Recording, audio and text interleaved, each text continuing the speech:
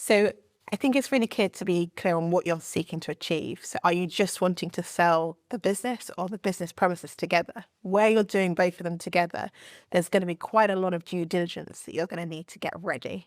So it's good to understand in advance of instructing solicitors how much stuff you might be required to present. So everything that you've gathered or had to do in relation to the property over the time that you've owned it, but also everything that you've had to do in relation to the business over the time that you've owned and run that will normally be required by the solicitors acting for the buyer.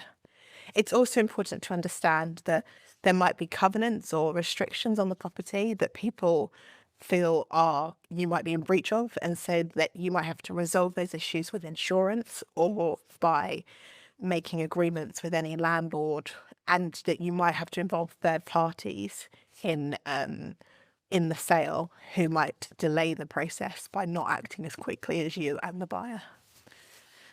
It's also important to make sure your accountant is primed.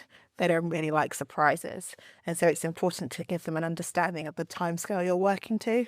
Often people want to work towards either a year end or like a quarter end. And so if that's your requirements, you need to make that clear to both your legal advisors and your accountants so that they can dovetail and meet all the requirements and be ready for that.